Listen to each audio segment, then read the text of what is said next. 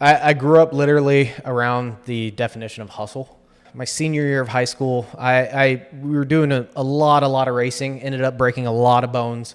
And it was just kind of like, break a bone, recover 6 months later, another major injury. And I just got so tired, burnt out. And that was one of the coolest things and like lessons with my family is like they let me fail. Awesome. But they also were there to help me whenever I did fail to know like, hey, you're not alone. And that was like right as I was getting ready to graduate high school. And then I opened up my own business, got into the firework business at 17 and then turned around and basically dumped all of my savings into that. Opened up Murff Racing, which was a diesel performance shop. Okay. Started doing that.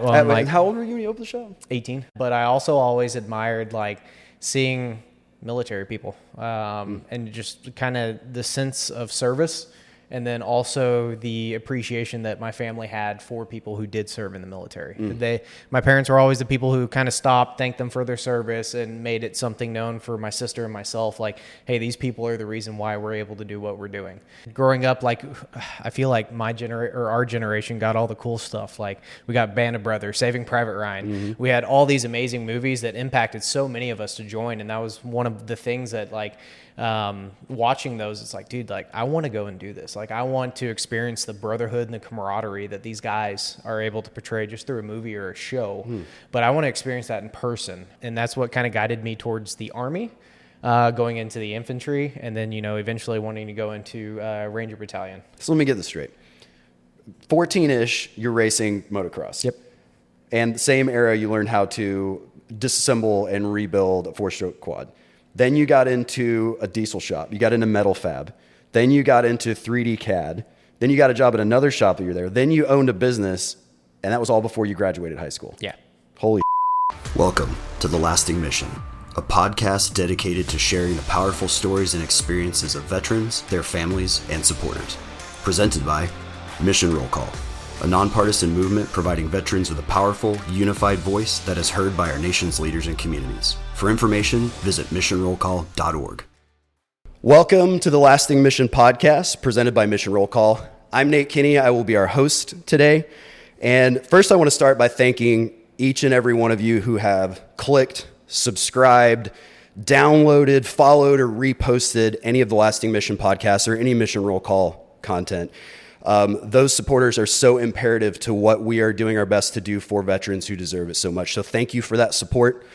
And with us today, I also want to thank Jason Murff, a 3.5-year Army veteran, an entrepreneur, a small business owner with a blossoming boutique barbecue rub company. I won't talk too much about his company because I'm just learning about it and its incredible products. But Jason, thank you for coming all the way down from Salado here to Austin, Texas. Welcome to the Lasting Mission. I appreciate it. It's a honor to be on. Awesome, brother. I appreciate you. So let's start. Tell me a little bit about your time in the Army. Specifically, what inspired you to join the military?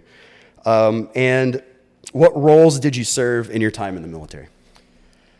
So, I mean, going back to like what inspired me to be in the military is growing up as a kid, both my parents were entrepreneurs. They were gone all the time. They invested into a very small business whenever I was 1 year old, whenever they finally pulled the trigger, moved from Beaumont, Texas, where I was born, to Houston, Texas. And they were just 100% on the go. My dad used to make the commute from Beaumont to Houston all the time. What's that commute look like? Like 2 hours. A 2-hour commute. Yeah. Good on him. So they were, I grew up literally around the definition of hustle. Okay. And just grind. So I always admired that, but I also always admired like seeing military people, and just kind of the sense of service. And then also the appreciation that my family had for people who did serve in the military. My parents were always the people who kind of stopped, thanked them for their service, and made it something known for my sister and myself, like, hey, these people are the reason why we're able to do what we're doing. So I always had a huge respect for that. And then growing up, like, I feel like our generation got all the cool stuff. Like, we got Band of Brothers, Saving Private Ryan. We had all these amazing movies that impacted so many of us to join. And that was one of the things that, like, watching those, it's like, dude, like, I want to go and do this. Like, I want to experience the brotherhood and the camaraderie that these guys are able to portray just through a movie or a show. But I want to experience that in person. And that's what kind of guided me towards the Army. going into the infantry, and then, eventually wanting to go into Ranger Battalion for that. So those were really my driving factors. So right out of high school, straight to the military? No. So probably middle school, Jason, you would have talked to him. That's exactly what I was going to do. And then we all have like crazy life-changing moments. It's very, I don't even know the word to say. Our life changes so drastically throughout that. We see a shiny object and chase it. At least that's how it was for me. So yeah, the contrast of your focus is very much squirrel. Yeah, it still is today. That hasn't changed at all. They call it ADHD. I think it's just me and you both. This might be a really long podcast. Yeah. I mean, everyone has ADHD to a degree, I feel, sure. And you can use it as an ability. So I did it to mine. Like I said, middle school me probably directly into the military, just rock on. But instead, I figured out with my parents owning that store, I basically grew up inside of their hardware store. And I learned every aspect that I didn't want to do for a living. Like my dad would make me put a new roof on the store. He would make me build fences for the store. He would make me pour concrete for the store. So I learned all of these amazing life goals, but I'm like, cool, I don't want to be a roofer. I don't want to be a concrect guy. I don't want to do floor. I don't want to lay tile floors. You started with what you didn't want to do. Yeah. But, hey, and so I started learning you don't have to work for someone. You can do things yourself. So I fell in love with racing motocross. Did that for a long time. Still do that today. I didn't know that. I used to race motocross. That's awesome. I'm into motorcycles. That's cool. Anybody in Mission Roll Call right now that's hearing this podcast is like, Nate, this isn't about you and all your motorcycles, because I talk about it all the time. So I didn't know. That's a great fact. I didn't realize it. Yeah, I started off on a dirt bike, then started racing motocross on quads, and then now back on dirt bikes. But I had that as like a huge pivotal moment of my life, and it kind of taught me a lot of discipline that I didn't learn from the household. Okay. Just if you want to actually be professional, if you want to be competitive, you have to be disciplined. And all racing's a business, and it's expensive, 100%. and you have substantial debt, and you have to win your purse. I mean, that's a great intro. How old were you when you started doing motocross? 14. Okay. So started doing that. I was riding, playing around. We grew up with a creek behind our neighborhood. So cool. Me and all the hoodlums in our neighborhood, we'd go ride back in the creek and then run from the cops back there and that's all that quads, kind of stuff. Yeah. Right. Yeah. So we grew up doing that. And then that led into me kind of falling in love with welding, fabricating. And then as well, I went down the route in high school. I ended up meeting a drafting teacher because they basically told me hey, you have to take a computer class. And I'm like, okay, cool. We learn how to type on a keyboard, or I could do 3D CAD engineering. Yeah. I was like, that's dope because I could design what I'm going to fabricate with my hands. So I went down that route. In my senior year of high school, we were doing a lot of racing. Ended up breaking a lot of bones. And it was just kind of break a bone, recover. 6 months later, another major injury. And I just got so tired, burnt out on breaking bones. Yeah. And then having to watch everything go around, without you while you're recovering. And then you just you're 110% coming back to try and recover and build back. And as soon as you build back, it's just that step back. It was that and women. I kind of, pumped the brakes on that kind of racing. And then I started seeing the aspects of drag racing diesel trucks. Okay. I started working at a diesel shop. One of the friends I went to high school with, her dad owned a diesel shop, and I just kind of went over there one day, helped him pull out a motor out of a truck and put the motor back in. And he was like, hey, you want a job? I was like, cool. I mean, I'm 16. I've been working at my parents' hardware store and doing other little stuff here and there. Yeah, let's change it up. So at 16. Were you more the mechanical side, or were you more metal fab side at that point? I was at that time more metal fab. And I didn't have a ton. The only mechanical knowledge I had was my dad came home one day and I had fully taken apart my racing quad, and I had no idea how to put it back together. Was it a 2-stroke or a 4-stroke? It was a 4-stroke. Okay, yeah. So even more complicated. Hey, what are you doing? Yeah, and this is not a diesel, and it's not a 2-stroke. What are you doing? He was just and this was before I even knew anything about diesels. This was around 16, you said? No, this was back 14. So your dad comes home and as a business owner who's watching his pennies. Yeah. And his son who races has taken apart his entire just quad. Shit is spread everywhere in the garage. And he's like, what the fuck? Yeah. And he's like, well, you took it apart. You got to put it back together. Yeah. And then he helped me. And that was one of the coolest things and lessons with my family is they let me fail. Awesome. But they also were there to help me whenever I did fail, to know like, hey, you're not alone. So yeah, it was more fabrication side. Then I learned the mechanical side of it, and then I got to learn like kind of the engineering side with the 3D CAD. So I did that. Went and worked at a diesel shop for a while. Ended up going into the oil field as I was kind of coming out of high school. Not a lot of people come back from that because there's just so much money right off the bat, especially for a young kid. You come out, you get the check. Some days I smack myself. Well, we'll talk about your business later. You're doing just fine. He's doing just fine right now. But yeah, I can imagine back in the day going from getting, crap your pants money as a young man to then going into the military. You started in infantry, right? It was like minimum wage working for my parents. And then, because a lot of times I was working for my parents, I was underage. I wasn't supposed to be working there. And then fast forward. Your allowance, non-taxable, It's for taking out the trash. Right. Then I go to this diesel shop, and it's a small shop, so he can't afford to pay me, really anything. So again, doing that, and then all of a sudden I get hired on, and it's funny, this machine shop, they did MWD, so they needed a 3D CAD engineer to help design all these parts, and they put me in a closet. That was my first office at this machine shop. It's like, okay, cool. They put me in a closet. The computer boy, go over there. Yeah, so those guys are old school, I did that probably for 6 months, and that was like right as I was getting ready to graduate high school, and then I opened up my own business. And so that was a fireworks stand that my dad had actually repossessed and then turned around and gave me a deal. And he was like, hey, do you want to buy a fireworks stand? I'm like, what are you talking about? You just got this shit for free. And he was like, yeah, I'm not going to give it to you for free. Do you want to buy it? And awesome I was just lesson. Awesome lesson. Okay, cool. So I sat on it, and then my childhood best friend Jordan ended up getting a pretty bad accident, ended up on house arrest, and we realized, hey, at 17, like, I can sign your PO papers if I have a business. And like, my dad had just hit me with that deal, and I was like, man, this is kind of like perfectly lined up. So I was like, fuck it. So got into the firework business at 17, and then turned around and basically dumped all of my savings into that. Barely broke even. And I was like, okay, cool, but we can make a lot of money with that. So did the oil field again. High profit margin, And then the second round of the fireworks, I was like, you know what? I can start doing like all of this stuff, but better than what I was doing at the other diesel shop. So I was like, let me give this a shot. So at that time, I was graduating high school, opened up Murff Racing, which was a diesel performance shop. Okay. Started doing that. Well, how old were you when you opened the shop? 18. So let me get this straight. 14-ish, you're racing motocross. Yep. And the same era, you learned how to disassemble and rebuild a 4-stroke quad. Then you got into a diesel shop. You got into metal fab. Then you got into 3D CAD. Then you got a job at another shop that you're there. Then you owned a business, and that was all before you graduated high school. Yeah. Holy Yeah, it's ADHD.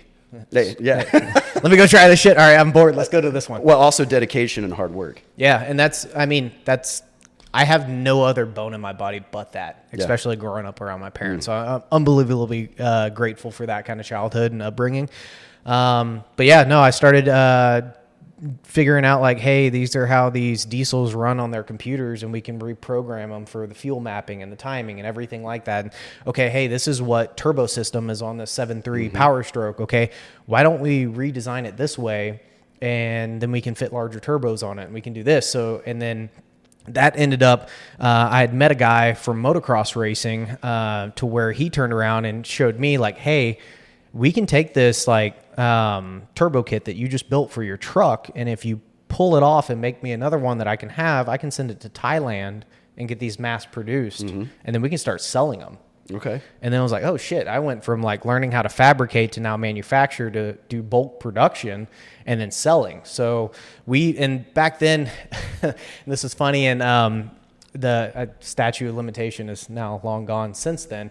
But so here comes something. Pay attention, y'all. Pay attention. Some good stuff. And like, this is one of the cool things. Like I think a lot of people will laugh at, because I feel like a lot of people who were in the military weren't, the best kids growing up. Some were. But like bending the rules. So internet forums were like the thing back then. And this is 2008, 2009. So that's how I made all of my money, is like sharing on these internet forums. And then it's like, well, shit, I need a website. Like Shopify and all that kind of stuff wasn't there back then. So I ended up finding a guy on a forum, and then he told me fireworks were illegal in California. Well, I see where this is going. It's illegal to ship fireworks. So we ended up working out a deal. I won't go in full details on that. Statute of limitations gone. But we would send him fireworks in the mail, so he would build my website. So this was like the rated PG Silk Road of fireworks. Yes.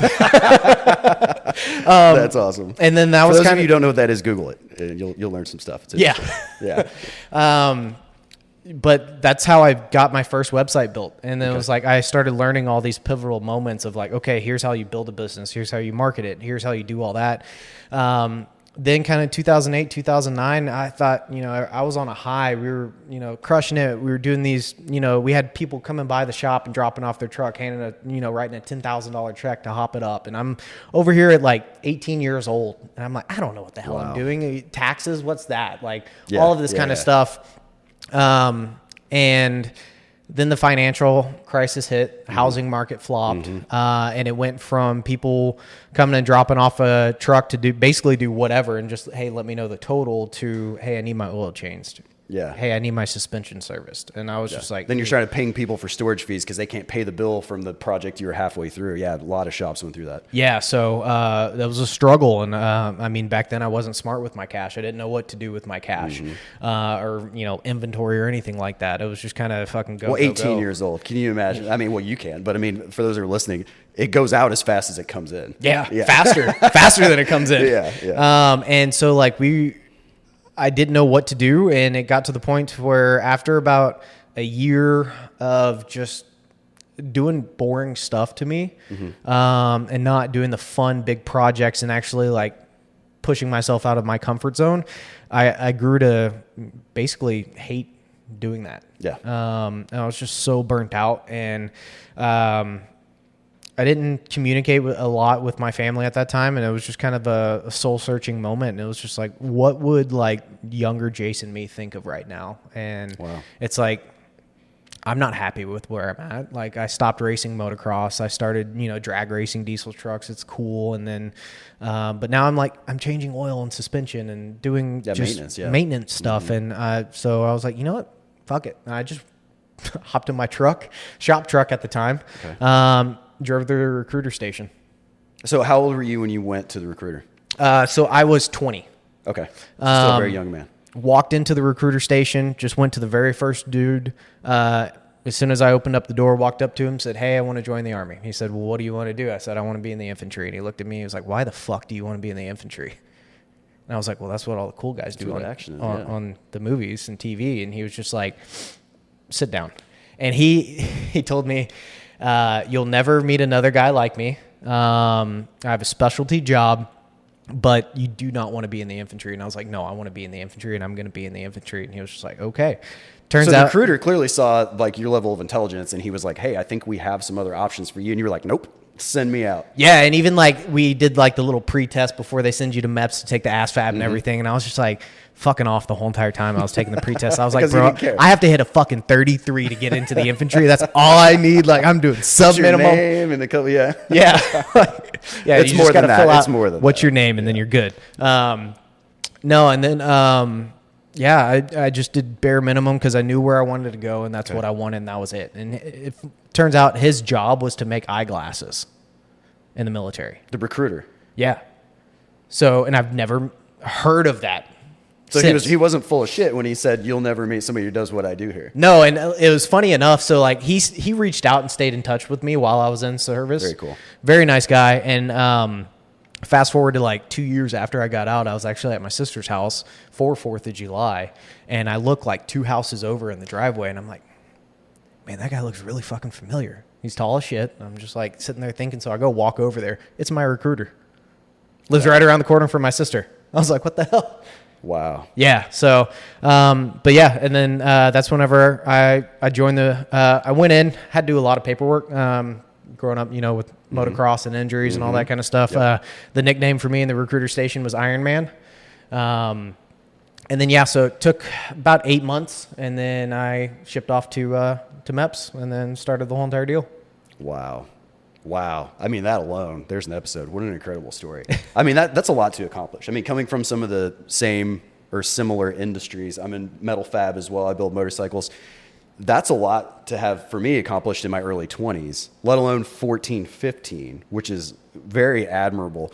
Then to want to serve your country, but to the degree where you choose infantry, which is wild, especially because you're talking about the tests and you're like, oh, you know what I'm going to do? I'm going to do the kind of bare minimum so I end up where I want to. That was probably the first time as a young adult you ever did the bare minimum because you were such a hyper performer up until that point. Yeah. So let me ask you this, and correct me if I'm wrong, but did you have military in your family? No. So you solely made the decision you want to serve your country. Wow. That's yeah, incredible. and that was something like I still remember to the day. I walked into my parents before they renewed the store. You walked into the office. The very middle room was kind of the general manager's office, and then my mom's office was on the right. My dad's office was on the left. I walked in there. Hadn't seen them for a few days, and called my mom into my dad's office, and they're just thinking, hey, we're just going to shoot the shit and all that kind of stuff. And I told them, like, hey, I joined the military. And, like, both their faces just, like, turned pale white. You mean to tell me that you gave your folks, no preface? No. It was just, hey, by the way, I already did this? Yeah. Wow, your parents are saints. Yeah, and, if they turned pale white, kind of took it in for a moment, some tears shed, all that kind of stuff, but they were just like, proud, yeah.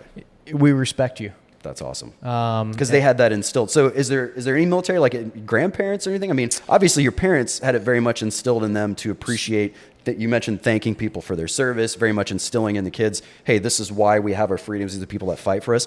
Where do you think that came from with your parents? So my dad's dad was not a great guy. Okay. My mom's mom was not a great guy. Or great gal. My mom's dad and her stepmom, my grandma, like most amazing people in the world. Same thing with my dad's mom. Phenomenal. A couple of saints and a couple of sinners there. Yeah. So they did everything to the book, to the T, on raising them right. Great grandpa, like Civil War time frame, stuff like that. Okay. We had people who served, but nothing like connection or living connections to that.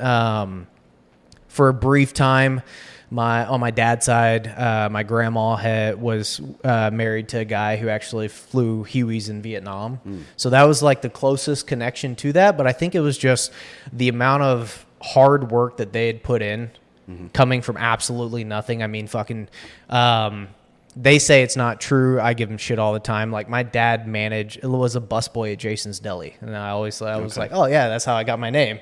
But I mean, like he worked at Baskin Robbins, Jason's Deli. He was a lawnmower repair mechanic, then became a manager, and then like worked his way up. And same thing for my mom.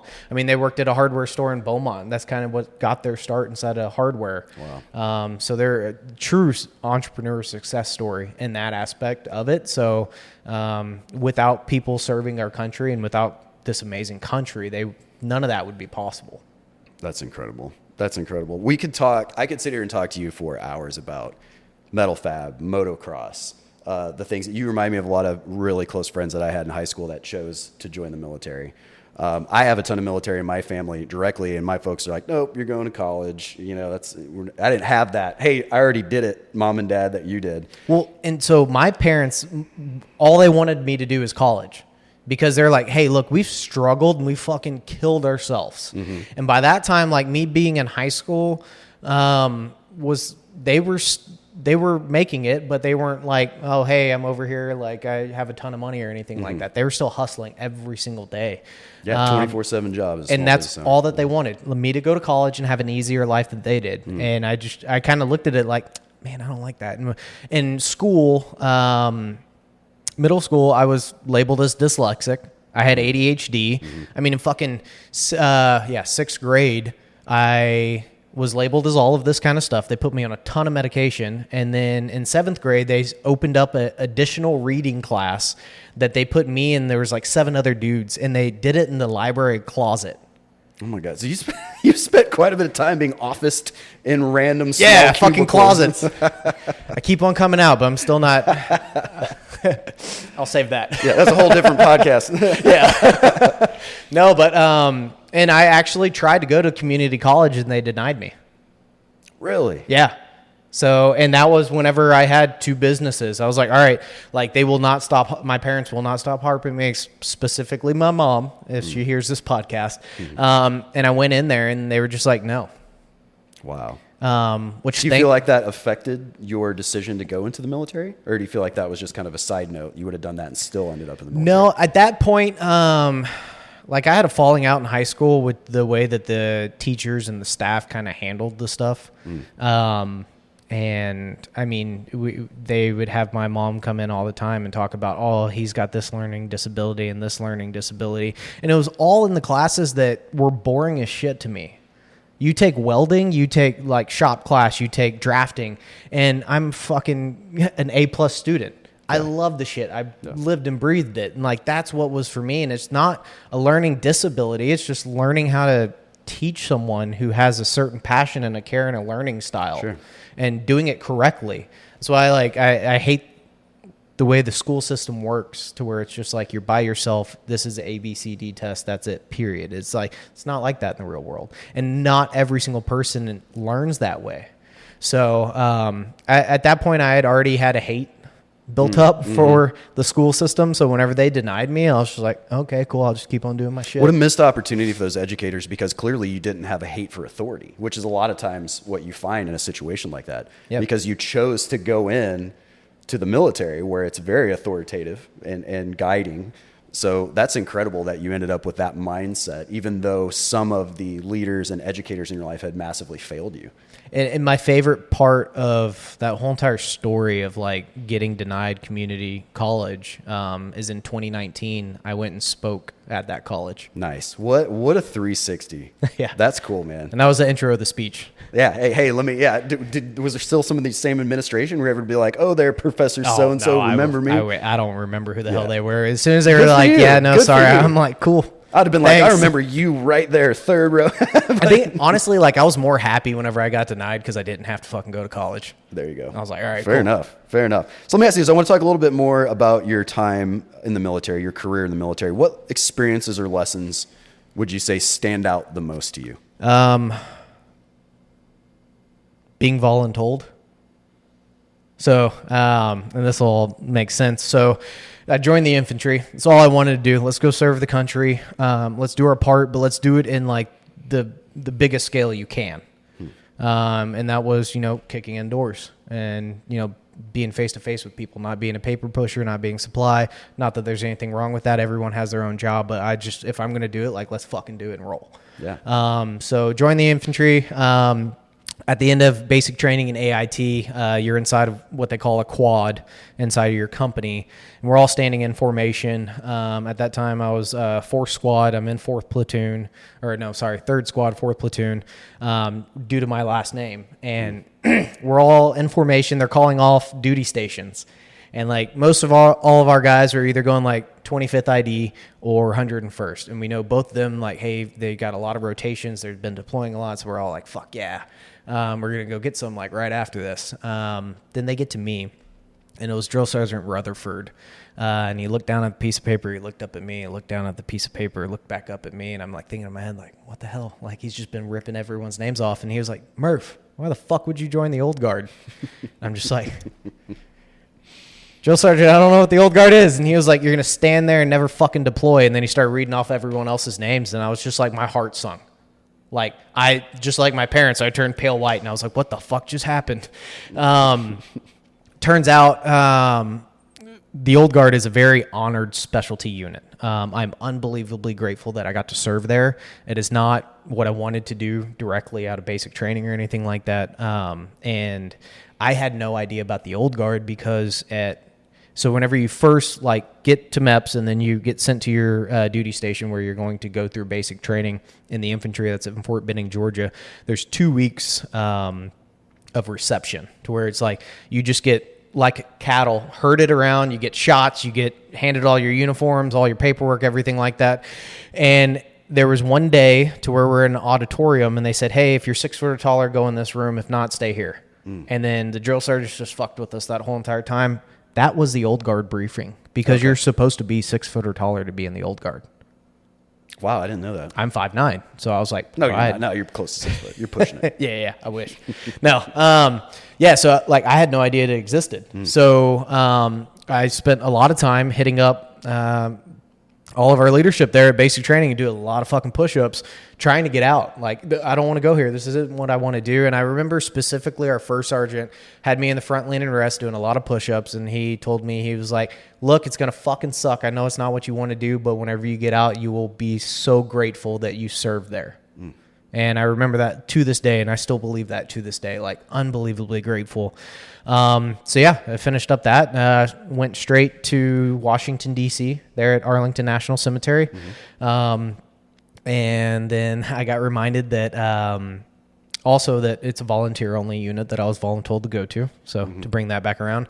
And real quick, for those of us that are listening who aren't veterans, voluntold, tell me what that means to you real quick. So that's an awesome term. It's a really cool term. Yeah. So, I mean, a lot of times, like, everybody always asks for volunteers. Right. And a lot of times what will end up happening if you're going in the military, this is a pro tip, especially basic training, volunteer for stuff. There is a higher chance that you're not going to have to do the bullshit details than if you were to not volunteer, because the people who raise their hands, they'll say, put them down, and then you'll be voluntold because you didn't raise your hand. Yeah. So, so to be told to volunteer, basically. Yeah. Forced into selective options. Yeah, because a lot of times it'll be like, hey, we need 10 volunteers for this. It'll be 30 guys, like 2 people raise their hands. They're like, hey, put your hands, y'all get out of the way. All y'all are all fucked everybody now. who didn't, let's scrub the deck. Let's do it. So it went from 10 to 28. Now everyone's doing it. Awesome. So yeah, I got there to the unit and thought I was, done. I'm like, dude, I finished basic training, AIT. I'm an infantry guy. I'm ready to fucking roll. And they say, okay, hey, you have 5 weeks of training. And I'm like, excuse me? Like, I just finished all my training. They're like, no, you have to go through regimental and in processing.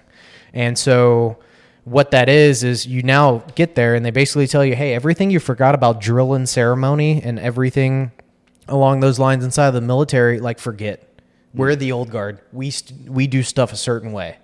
Okay. And then so you start on week 0, and then it goes up to week 4, and you learn everything from the old guard. And that could be like the way you stand at the position of attention, parade rest, learning ceremonial composure, keeping your face straight whenever you have a family who has an active duty KIA that's getting handed a flag that's just falling apart in front of you, and keeping that ceremonial composure. Wow. And it's learning how, hey, you know how you thought your class A's looked perfect whenever you got out of basic training? Like, forget all of that. Here's a set of wool uniforms that you're going to be wearing all the fucking time. Here's how to sew it. Here's how to steam press it. Here's how to get all the lint removed. Here's how to starch it. Here's how to fucking everything. Did you have any idea about? No clue. No? I did a quick Google search of the old guard, and I was like, okay, cool, they look sharp, and then fucking went on my way. Wow. So you didn't realize the different degree of discipline and... No. Wow.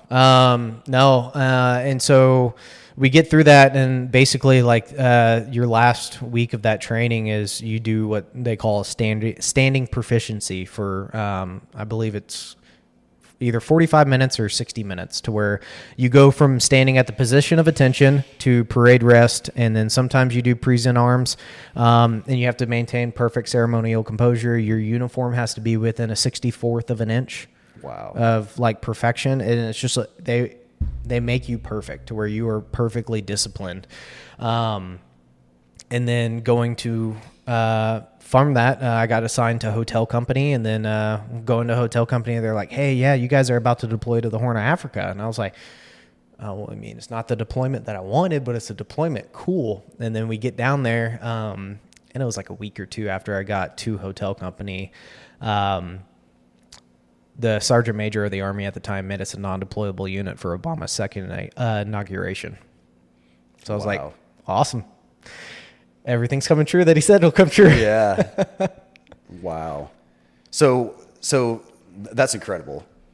And the way that lined up is interesting. What lesson do you feel like you took from that? So there's a saying that anyone in the military probably has had people in the military have always heard, like, adapt and overcome. Mm-hmm. If you're in the military, be fucking ready. That, and to, like, also take a moment and, like, respect and honor what you're doing. Because for even a lot of times I was there in the old guard, I took it for granted. So looking back at it now, like I wish I would have done things a little bit different, but I'm unbelievably grateful that I was able to serve there and do what I did. That's awesome. That's awesome. It's very compelling. So I want to talk a little bit about your transition to civilian life. One of Mission Roll Call's substantial focuses is offering resources and support for those who are about to or have just transitioned from the military to civilian life. So we know that it can be challenging. We've heard stories on both sides of the spectrum. What were some of the biggest obstacles that you faced during your transition period from military to civilian life? Which, first off, like, kudos to y'all for doing that. Like, that's unbelievably grateful. There needs to be more people like that, including our own government, helping people transition from that. That's something that gets swept underneath the rug. Going back to my transitioning, I didn't want to get out whenever I got out. So it was kind of abrupt stoply. I ended up destroying most of my left ankle, getting bounced around from doctor to doctor to doctor, and then having a non-successful surgery at Walter Reed, and got kind of left up with the options of I could get another surgery by the doctor who works next door to the doctor who didn't perform the surgery correct, and they were going to do like this crazy elaborate surgery that I'd be non-weight bearing for a year. Wow. And the total recovery time would have been about 18 to 20 months, or I could get medically discharged. So, and I remember like sitting down in ceremonial hall. So like with the old guard, like all that we do there is for the company that I was in, we would do funerals 1 week, ceremonies 1 week, tactical training the next week. And then we would have an off week, which normally meant we were doing funerals and ceremonies. So, they were doing prep for a ceremony in C Hall is what we called it, ceremonial hall there on Fort Myer. And I went and sat down with my squad leader at the time and just like broke down in tears. Like fucking just fell apart because everything that I wanted to do that I'd still not accomplished, because going straight in, as soon as I got assigned to a hotel company, I walked in, I was a dumbass fucking private that walked straight up to his platoon sergeant and was like, hey, all I want to do is go to Ranger school. And he's like, yeah, start pushing. He's like, you're going to need to get really fucking good at this if you want to go there. And he's like, if you want to go places like it, he was very good in the fact of like, while he's physically correcting me, telling me what I needed to do, which was basically be a PT stud. So I fell in love with working out there. And then I got to go to all these schools, but I'd never got to finish checking off certain things that I wanted to do while I was in. So I had that moment to where I just broke down with Staff Sergeant Nicholson. And because, I mean, at that point, my career, my goals, everything was washed. As soon as they realized that, hey, he needs surgery. Hey, this surgery wasn't well. I was removed from my company. I was removed with the guys that I was serving with. I got sent to headquarters company into operations. And it was just a total like life change that I was not ready for. So this was an unexpected transition. So when you joined the military, and after your 3.5 years in the military until you were injured, you expected to be career military for... I don't know about like career for 20 years, but I definitely didn't want to stop because the old guard wasn't what I wanted. You wanted more out of what you signed up for initially. Yeah, I wanted to go to a line unit. Okay. So in the old guard's a specialty unit that doesn't, their main mission isn't kicking indoors. So yeah, I was faced with that. Thankfully, a lot of the guys that were in operations with me were either transitioning to another unit or getting medically discharged. So I had a lot of guys that I could kind of like counter back and forth with. I learned a lot more from the operational level on how everything functioned inside of the military that you don't really see that whenever you're at a team or a squad level. On like, every morning we would do reconnaissance of ceremonies and all the funerals that are happening and everything else that's going on in the military district of Washington. And then as a corporal, I'm sending out an email to, 3- and 4-star generals and all this kind of stuff. So I'm like learning all these life skills that I'm not realizing that I'm learning at the time. And then whenever it came to, hey, we got all the medical documents done and it's time for me to transition and medically discharge, and do that, it was 7 days. 7 days from when you found out till you were done? No, it was a 7-day course. Oh, okay. So, it takes 13 weeks if you join the infantry. Okay. From basic training to AIT till you're at your unit to be an infantryman. 7 days. And technically it's 5 of like actual like classes and stuff to unalter what you would learn. Wow. What took 13 weeks to teach you, and then however many years you spent perfecting your craft. I mean, we had a fucking longer train up for our expert infantry badge. Wow. We spent 3 weeks in the fucking field doing that, and then you want to completely mind wash me to get out and become a civilian again and work in the civilian workforce, and you give me 5-7 days. That was kind of an eye opener. At that point, just with the attitude and mentality that I had, I already knew what I wanted to do whenever I got out, or at least I thought I knew what I wanted to do. But I looked at that as kind of just like, okay, cool. Here's some little bonus points, helps. I already know what I'm going to do. I already have my mindset. Like, I don't need this shit. So I'm the definition of what you should not do whenever you're going through that transitioning program. Because even whenever it came to like, we had to have a job acceptance letter. That was one of like the final things that we did for me, and I forged it. Wow. Like, I was just like, I don't need you're this like, shit. I don't need this. Yeah. I was like, I know exactly what I'm going to do. And if it doesn't work out, cool, I'll fucking do something else. Wow. So there was a lot of classes that were very beneficial, like financial classes, job resume classes, things like that.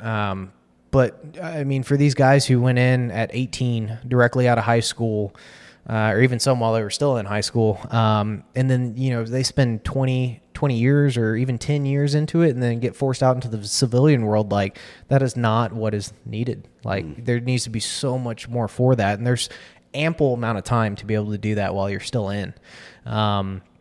But yeah, no, I pretty much, that was kind of one of the other things, like with ASFAB or anything else. It was just like, fuck it, I'm going to do bare minimum. Forward to the job acceptance letter, because I was like, I already know I'm going to go to college. I'm going to use the GI Bill. I'm going to go down this route. And at that time, I had a guy that I had served with, and we had like thrown around the idea of using our GI Bill to become commercial pilots. Okay. And we found a place in Waco, Texas. And he ended up going down a different route like a month before I got out. And it was like, oh, fuck, do I still want to do this? And I was like, sure. Why not? Like, pilots make decent amount of living, so I could do this and then use that to fund any other crazy adventures that I wanted to do. I still had the fireworks stand at that time. You still had the fireworks stand? Yeah.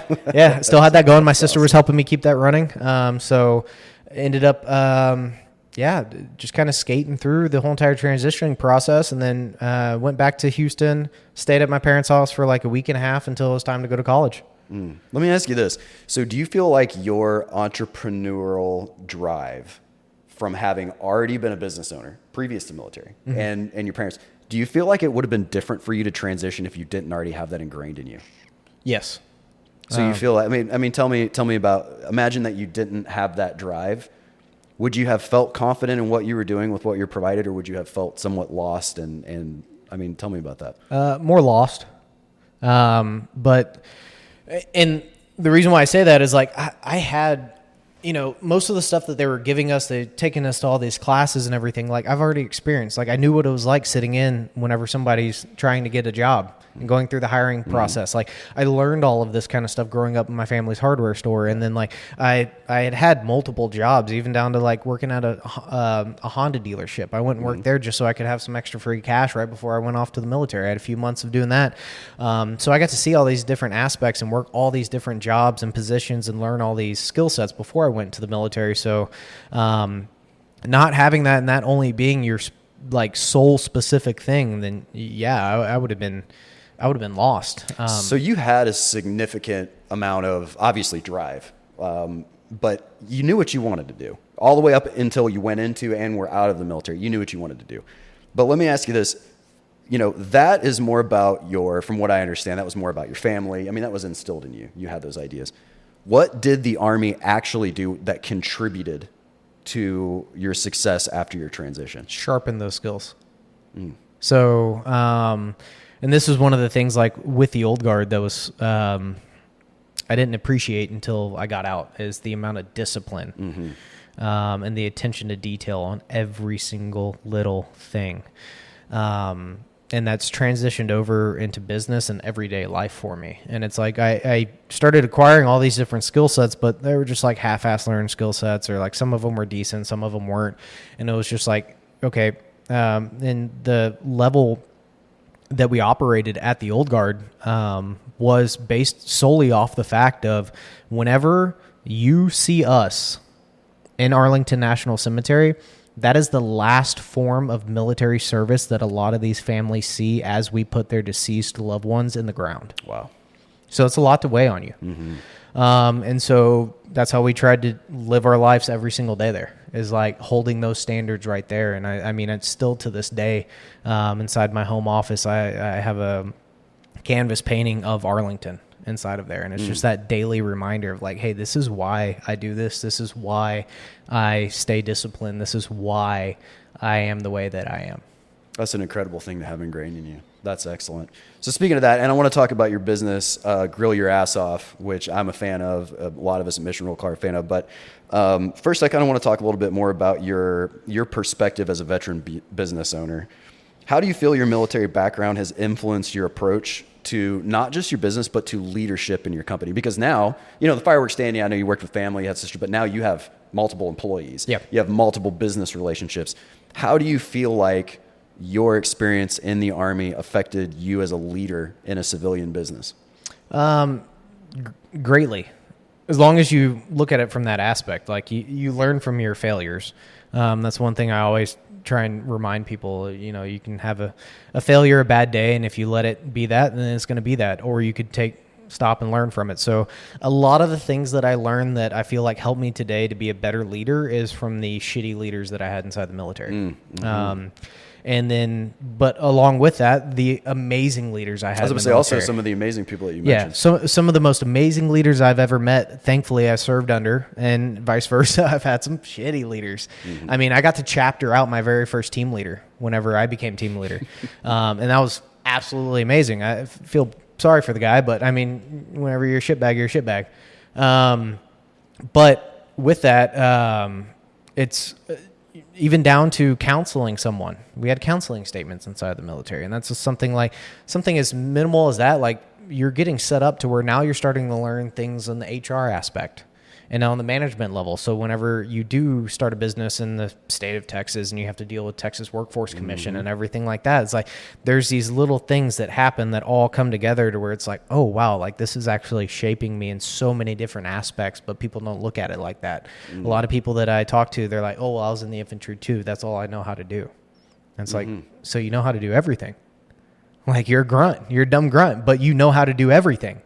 So I mean, that's really it. It's just like looking at it, glass half full, an aspect of that. But I mean, it's just all the different styles of leadership that you learn, and you get to see a whole entire company of guys managed, and you can pull away from all. There's still things that I see today in business that I'll hit a different milestone or I'll hit a different roadblock, and I'm like, fuck, in our team room, we had this shit set up like this for the same reason. Why the fuck am I not doing this right now? And it's like, oh, okay, yeah, let's implement this in the business and see what happens. And so it's like a lot of times it's falling back to the things that I was trained on in the military.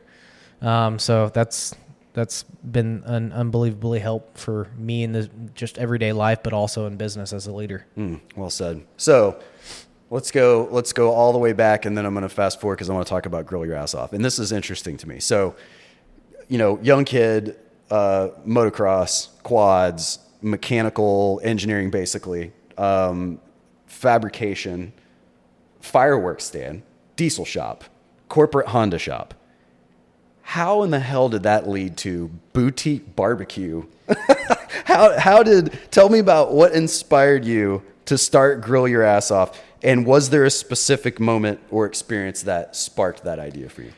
So right before I left for the military, and this is like one of the cool things with the longer form podcast that I don't really get to go into like full details of how all of this kind of just morphs together.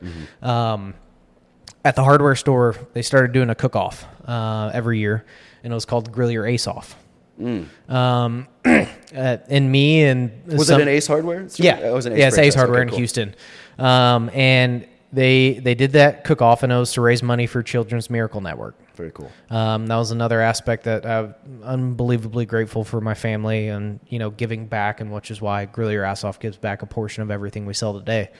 But I mean, Sonny, Jordan, Logan, Kyle, and myself did a cook-off team, and we'd started winning some, like People's Choice, all that kind of stuff there.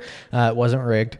But we just did it as fun. And then the year that I left, it was super cool. I was in the military. They actually had a photo, like one of my service photos on the table there in the cook-off. So they kept everything going.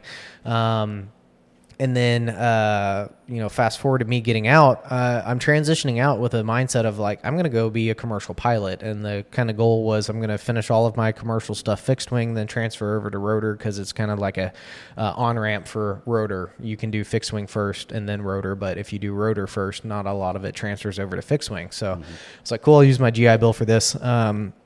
I don't know why I thought going to college with the GI Bill and flying would be any different than a regular college, but it was just right back to schoolwork and all that kind of stuff.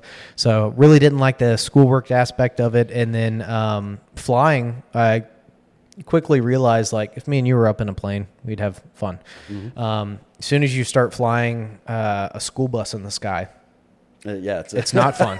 Quite a bit more responsibility tacked onto the fun. Yeah. Yeah. So, and one of the things that kind of helped me look at things at a different level is we had a townhouse in Arlington, or in Alexandria, just outside of Arlington National Cemetery. And my roommate at the time, Mateo, he used to always, we were both really big into working out. So he would buy all the individual ingredients that would say be in a pre-workout. And we would figure out okay, hey, this does this to the body. This does this. Let's add this much. And our fucking kitchen was just like a meth lab. It looked like half the time. But it wasn't. Yes. It wasn't. It was not. Unrelated. And then as well, I started looking at everything on a micro level like that. Never thought it would really transition to food a whole lot. And then we would always do squad cookouts every weekend. So, fast forward to me going to college, and I'm like, man, I really don't like this stuff. I started racing motocross again. So I'd go into Houston, crash at my parents' place, do a motocross race, go back to Waco, and fly planes. I met one of my dad's friends, who was a sheriff's officer at the time, that had his own couple bottles of seasonings as a little side hustle. Talked to him in it, figured out where he was getting it made, how to do all that kind of stuff. I was like, man, that'd be pretty cool to do something I don't know what I would do, what I would call it. And the initial concept and idea was actually calling it Grill Your Ace Off, and then working with Ace Hardware Corporate to be able to turn around and help sell them, and then doing a portion back to Children's Miracle Network. Just hey, cool. This is a very cool concept. It's already proven in a cook-off aspect. Let's see what they would like. Ace Corporate just shot it down. And I was like, okay, cool. So didn't really do anything with it. And that's good confirmation for a small business owner, though, to realize why you don't want to be super uber mega corporate. Yeah. Perfect example. Oh, 100%. And it was kind of eye-opening for me, because so much of what I had done up to that point was just 1,000 miles an hour, go, go, go, go, go, but on a smaller level, not on a corporate level. Corporate level is what? Hurry up and wait, right? That's the definition of the military. So I got to learn that aspect from the military, thankfully. You were prepared. And so I ended up kind of sitting on it, developed some of the seasonings, and started getting good flavor profiles down. But I didn't know what I wanted to do with it. And then I came back to my parents one weekend for a motocross race, and my dad had brought up to me, he was like, hey, why don't you call it Grill Your Ass Off? And I was like, man, I don't know, it's a funny name, but no stores would ever carry that. And so I didn't do anything with it. And I ended up getting hammered one night, paying a kid $15 on Fiverr to draw me a donkey on a grill crying. Wait a minute. Hang on. Okay. So, and we'll put a link to Jason's amazing products and some about his business, but I can send you the photo. Describe the logo, and then tell me where you came up with that idea of say it again. It was a donkey sitting on a grill crying. And I was just like, okay, cool. If I did something with Grill Your Ass Off, how could I get businesses to sell it? Because I'm all about working around stuff so we can still have fun. And it's like, if I did it, I would want it to be humorous, because humor is what got us through our dark times of military service. Humor's the best fucking drug in the world. So it's like, I wanted it to be humorous, and I love the fact it's surrounded by food, because food brings everyone together. So I was like, cool, I have these two amazing things. Like, how do I morph it? And I was just like, why not a donkey? Because it's ass sitting on a grill with its ass like fucking burning and crying. And so send it off. This dude sends back this fucking horrible pencil sketch of a fucking donkey, like with like oversized tears coming off, like a caricature. Like, I'm just like, bro, this is garbage. Didn't but there's something here. Worth, yeah. That's and then I learned $5's not $5 to do it anymore. So I looked at that and I was like, dude, this is great. I took that concept and then I took it to a different artist on Fiverr, had a better update, and then went to a different artist on Fiverr and like landed the original logo that we had for the company. And I was like, I'm going to fucking do this. So the next aspect was it like, okay, cool. Like, what am I going to do? And I was like, all right, well, there's like 4 main meat products that I want to do. We have beef, chicken, pork, and like seafood.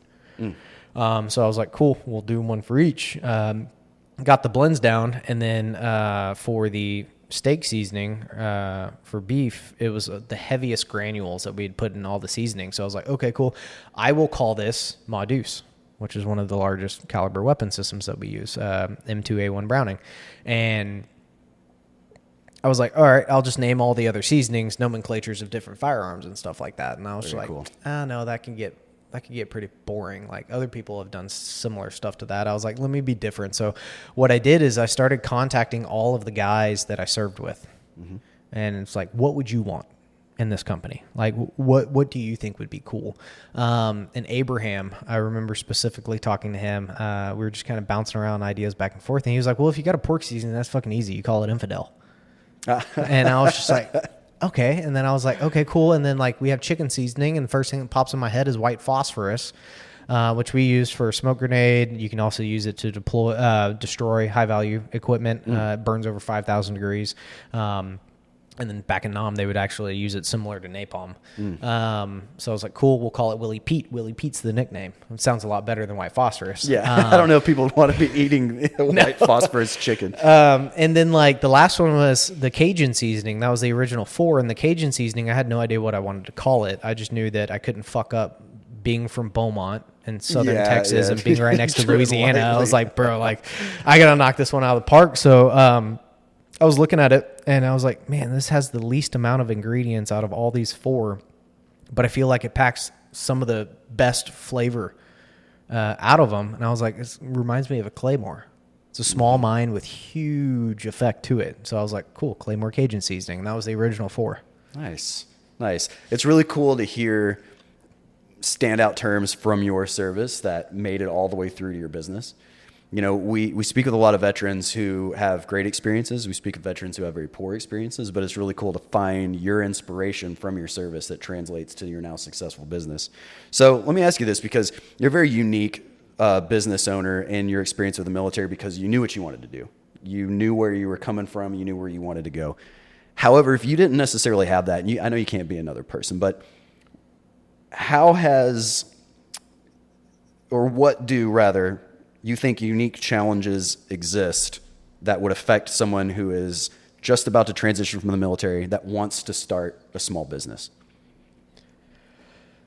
And this is me coming from being a civilian business owner before being a veteran business owner. You have so much available to you that I think a lot of us as veterans, we tend to turn off a lot of times. And we tend to, I'm just going to do it myself. I'm not going to talk to anyone. I'm not going to do this. I'm not going to do that. Whenever I was a civilian business owner, like, it's fucking cutthroat. No one wants to fucking help you. No one wants to talk to you because you're a potential threat to their business. And it's like, I never had, whenever I was a civilian business owner before military, I don't even like using civilian business owner terms. It just sounds weird. But like, I didn't have a lot of groups. It was all people that I built through my network of just nonstop talking to people and trying to find the next best thing.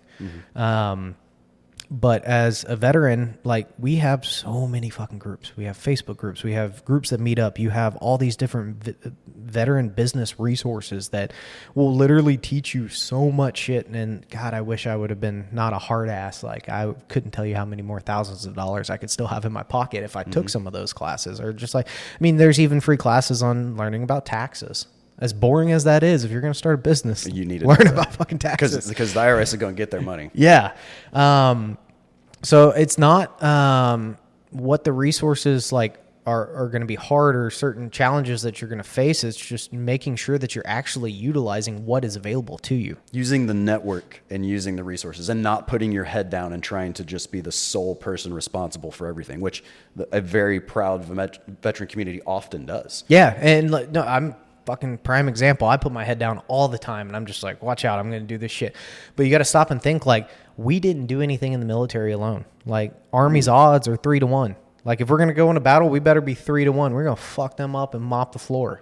Like, you need to do the same thing in business. Like, I would not be where I'm at with Grill Your Ass Off or anything that I've done without an amazing team. And the cool thing about being a veteran, especially wanting to get out and become a business owner, is like, that team is there. There's teams everywhere. You just have to get off your ass and find it. That's excellent. And so how has the veteran community supported Grill Your Ass Off and your journey as an entrepreneur? It's been amazing. Like, more than I could ever ask for. For instance, like, one of my amazing, like, best friends and entrepreneurial, like, business owner friends, Sean Matson, owns a company called Cardomax and Matt Bach, very successful. He had a different company before that, and he just slid in my DMs one day on Instagram and hit me up, and he was like, hey, do you want to send, I think back then it was like 300. He was like, I'll send you 300 samples. You send me 300 samples, and we'll put it in each other's orders and let our customers try it. And I was like, oh shit. I was like, yeah, sure. I was like, yeah, fuck it. Why not? So it could be little things like that, and I mean, that turned into developing. We did that for, like 2 months. And then all of a sudden I get a phone call from Scott Davidson with Veteran Business Group. And he does amazing events called Burbiz all over the country. And then the next thing you know, I'm in Washington, D.C. at the Redskins football stadium doing this huge event for veterans. And it's like, it just opens up the door so drastically to you. And one of the good things with the Veteran Business Group is like, they help align you with everything, but if you're off a line and you become a shitbag, you'll be known that you're a shitbag. And whenever you start falling off, and so much so to say, like, and a lot of people are afraid to talk to other business owners in the same category. Just this past week, I was with Charlinda from Mutt Sauce. She makes a barbecue sauce. We are direct competitors, but there's so much capital in the world, and we help each other all the time. And she got invited to be a key panel speaker at a CPG event here in Austin. Very cool. And I went down for that, and I met so many amazing resources that I'm going to be blowing their phones up for God knows how long. And it's all because I have an amazing friend who's an Air Force veteran that also has a barbecue seasoning company. So stepping back into utilizing that network. Yeah. To not, a combination of not being too proud to ask for it if you might need some help or assistance or you want a network, and also for the veterans who are in a position where they might be able to help others, to reach out like he did with you and said, hey, let's do this trade, let's cross market. 100%. And like, if you look at it at this perspective, and I think this goes to say with a lot of people, just because I've been in that dark side. I've been in that dark place, drinking yourself to sleep every single night and not good mental states. A lot of times what you need is in the thing that you're not doing, that you're putting off and you're putting away and putting away. Say that again. Say that exact same thing again. What you need is what you're not doing. Wow. So it's like, it could be, as a business owner, you have someone who needs to get, let go inside of the company as being a cancer, but they were your first employee, or they've done something significant for you, but now your whole entire team is affecting it, and you just keep on putting it off. And then all of a sudden you finally let them go, and everyone is happy and joyful and grateful. And then now your business is freaking booming and hitting new milestones because you finally did what you're afraid of. And I think a lot of veterans who end up in that deep, dark place, they're putting off saying, I need help. Wow. And I think if you stop putting it off and then just own up and say, I need help, you will find that help and you will be so much better and you will grow to new heights that you never knew that you could achieve. And oftentimes, I mean, that's so impactful. And oftentimes people say it's easier said than done. But I mean, what a shining example you are to having had done that and then have to reach this level of success. So going from there, Joe is about to become a civilian. He's transitioning from military advice. He thinks he wants to start a small business. What advice would you give him? Patience. We're go. And it's going to feel a lot like hurry up and wait, like we dealt with in the military. But patience is everything with business, because you could be one day away from making an amazing decision or one day away from making a horrible decision. Nothing that is worth having is going to come fast. And so many people need to realize that with business. They jump into business and they're like, okay, cool. I've been doing this shit for 3 months and I still haven't hit $100,000 or $1 million in sales. I'm not making any money, so I'm just going to quit doing this. This wasn't for me. Like, fucking A. If, like, I could go back and tell my younger self, just be fucking patient. Like, it would be amazing. I mean, with Grill Your Ass Off, my first full year of doing business, I think we did $33,000 in sales. Mm-hmm. And I was just like, okay, how am I supposed to make a living? Thankfully, at one point, and this is like another thing that not a lot of people get to see or hear about, like, I went back to college online so I could get money from the GI Bill to help pay rent. Mm-hmm. Because I knew, I was like, I'm going to fucking make this work, period. I dropped out of college to make Grill Your Ass Off work. And I gave myself no other option but to do that. And then whenever you have nothing, you have everything. Wow. So $33,000 in your first year of, I'm sure, busting your ass 60 plus hours a week and eating, living, sleeping, breathing the product to now. And I won't give out his personal financial information, but well into the 7 figures in success of your business. Yeah, which less than 2% of businesses make it into the 7 figures a year in revenue. Yeah. So I mean, there's still humble times. I remember like going to the fucking hardware store and whenever I used to make sample packs, so samples is one of the things that helped me get out, is I would give everyone a sample. Mm-hmm. Like, didn't matter, for free. Here you go. I had 1 gallon paint buckets that I would fill up with the different seasonings, and I had a 2 tablespoon coffee scoop, and I would use that to fill like little dime bags and then put a fucking thermal sticker on it. Dime bags of barbecue spice. That was the start. It was just like, let me fucking hustle. And I was doing it in my apartment kitchen. So very humble beginnings, and it's absolutely amazing like where we're at now and the team that we've been able to build and continue to build. That's incredible. So let's plug your business a little bit. First of all, where can we get your products? GrillYourAssOff.com. If you want to go online, if you want to go in store, there is a store locator on the website. Cool. And we are in all 50 states. Oh, excellent. GrillYourAssOff.com. So let me ask you this also. What's next for Grill Your Ass Off? So we just launched 3 new products. We did a Bloody Mary mix, which is just a spice, so you can add it to anything. We did a chili. A lot of people have been asking us for chili, and then to go along with our gourmet whiskey smoked sea salt, we just started doing smoked sugar. Wait, gourmet whiskey smoked sea salt? Yeah, so we actually take all natural sea salt, and we actually smoke it with whisk barrel wood that's imported from Tennessee. And then we decided to kick it up just because, I mean, I love me a good old fashioned or a cocktail. So it's like, okay, cool. Like, why don't we do sugar? Like, have you ever had simple syrup made with whiskey smoked sugar? I have not. It'll change. I'm going to now. I will fix that. Did we get some of that? I gotta try that. So obviously, like, continuing to broaden the line. It started off with just seasonings, but I mean, we do seasoning sauces, beef jerky, pickles, olives. We got glazes, we got salsas, we got hot sauce. We have dips, beer salts. We're starting to get more into utensils, different apparel, all sorts of stuff. Is like, I just love being able to continue to grow and not be, managed or held down by just, we're a seasoning company, period. Mm-hmm. It's very similar to like an artist making music. Like, I just want to be able to go and do whatever I want to. And if I like it, let's roll with it. And then the next biggest step for us is the continuous retail growth. So that's I mean, that's incredible. I didn't realize your product line was that vast. Which congratulations. Thank I mean, you. it's not easy to go in and start doing something that's very simple in a market that's flooded with those type of things and be so successful that now you're into apparel and utensils and things like that. That is one thing that I want to say to like a lot of the veterans who are listening, who are thinking about getting into business. Just because a certain market is flooded doesn't mean it can't be broken into. I mean, look at how many seasonings have you seen that are out there? Everyone and their mother has a seasoning, but also how many podcasts are out here? Yeah. So, I mean, y'all are a shining example. Like, things are doable. You just have to be creative and you have to have the grit and the drive to be able to do it.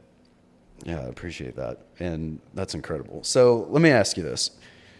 What message would you like to share with other veterans who might be struggling with their transition to civilian life, who want to reach the level of success that you have? Because, I mean, granted, I absolutely appreciate patience because I'm an impatient person. And as an adult who gets older every day, I've had to learn a lot of things, and patience is a substantial portion of that. However, imagine you as a veteran who is transitioning right now. What would you like to share with that veteran who might be struggling with that transition to civilian life? Remember that you were the one that had the balls to put up your hand and swear an oath to join the military and to serve our country. You are the shining light and a leading example of what most people need on a daily basis and allow people to have the freedom that they have. So whenever you hit that lonely spot and wall, you need to remember that you're the badass motherfucker that joined and served, and this is just a minor setback for a major comeback. It's just a transitioning period.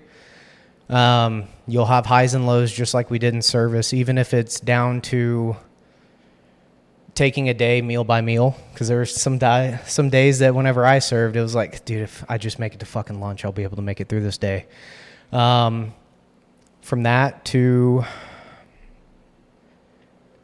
making sure that this isn't going to be your last chapter. Every single chapter is going to get bigger and better. And if you knew what the ending was going to be, you wouldn't be doing it. Wow. Making sure this is not your last chapter. If you knew what the last chapter was, you wouldn't be doing it. You wouldn't be having fun with it. You are currently going through the roughest and the hardest point of your time, and that is going to be the greatest chapter of your story. Well said. Well said. I think that's a great note to end on. I absolutely want to thank everybody who tunes into The Lasting Mission and supports Mission Roll Call. Jason Murff, grillyourassoff.com. Check out his amazing products and apparel and utensils. Thank you so much. And for y'all, run that back. Listen to that last part again. That is incredible. If we can all focus on that, if our armed services, if our people in the military can focus in their transition on the last thing that Jason said and understand that it doesn't need to be your last chapter, that's a large portion of what Mission Roll Call is all about. Thank you for being here, Jason. Thank you for your time. I appreciate you, and I'm super excited to check out the sample pack you brought us. Yeah, thank you. It's been an honor. Thanks, brother.